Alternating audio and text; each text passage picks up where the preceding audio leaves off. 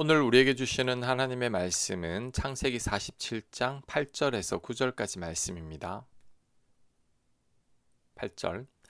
바로가 야곱에게 묻되 네 나이가 얼마냐? 야곱이 바로에게 아뢰되 내 나그네 길의 세월이 130년이니이다. 내 나이가 얼마 못 되니 우리 조상의 나그네 길의 연조에 미치지 못하나 험악한 세월을 보냈었나이다 하고. 아멘. 야곱이 애굽의 바로 왕 앞에 서게 됐습니다. 이때 바로 왕이 야곱에게 나이를 묻자 야곱은 130세라고 말하면서 험악한 세월을 보냈다고 말합니다. 그런데 사실 야곱이 험악한 세월을 보낸 건 맞습니다. 아버지 이삭을 속이고 장자의 축복을 받았다가 형 에서가 자신을 죽이려고 해서 도망을 갑니다. 야곱이 도망을 갈 때에는 곧 돌아올 것이라고 생각했겠지만 결국 20년 넘게 돌아오지 못했습니다. 20년이라는 시간도 원치 않는 결혼을 해서 가정에 풍파가 많았고 라반에게 속아서 20년간 고생만 했습니다. 죽음을 무릅쓰고 도망을 갔지만 라반에게 붙들렸고 하나님의 은혜가 아니면 죽을 뻔했죠. 그 후로도 야복 강가에서 천사와 씨름하다가 환도뼈를 다쳤습니다.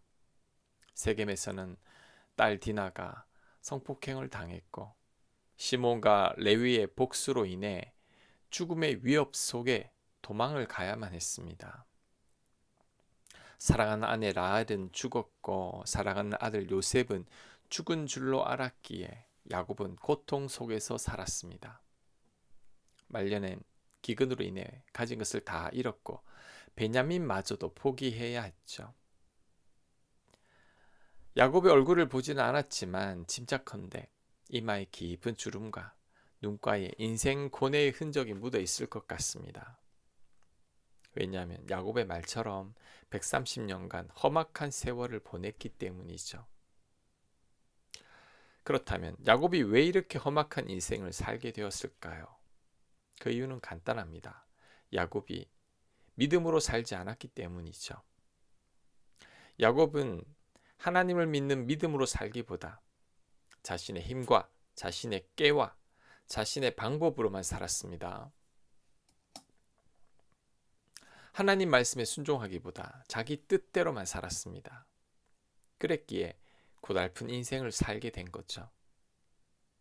결국 야곱이 믿음으로 살게 되기까지 130년이 걸렸습니다. 야곱이 하나님만을 전적으로 신뢰하기까지 이렇게 오래 걸린 거죠. 하지만 야곱이 진작에 깨달았으면 이렇게 험악한 인생을 살지 않았을 것입니다. 아브라함과 이삭처럼 순탄한 삶을 살았을 것입니다. 하지만 야곱의 자아와 고집이 워낙 강해서 좀처럼 꺾이지 않았기에 오랜 세월 고생을 하게 된 거죠. 우리는 야곱을 통해 깨달아야 합니다. 우리는 야곱을 통해서 우리들의 약점과 잘못된 점을 볼 수 있어야 합니다. 하나님께서 야곱의 생애를 통해서 우리 모두에게 말씀하고 있는데 그 말씀에 귀를 기울여야 합니다. 지금도 우리에게 말씀하실 겁니다. 넌 언제 믿음으로 살래? 이제는 나를 좀 신뢰하며 살면 안 되겠니? 아직도 네 뜻과 고집대로 살래? 그래서 네가 힘들다는 것을 모르겠니? 야곱처럼 오랜 세월 험악한 인생을 살지 않으려면 이제는 나를 신뢰하며 살아야 한단다. 하나님께서 이렇게 말씀하실 것 같습니다. 믿음 생활이란 내 힘으로 사는 게 아닙니다. 내 뜻과 내 깨와 내 방법대로 사는 것도 아닙니다. 하나님을 의지하고 하나님 말씀에 순종하며 하나님 뜻대로 하나님만을 믿으며 살아야 합니다. 야곱처럼 살아서는 안 됩니다.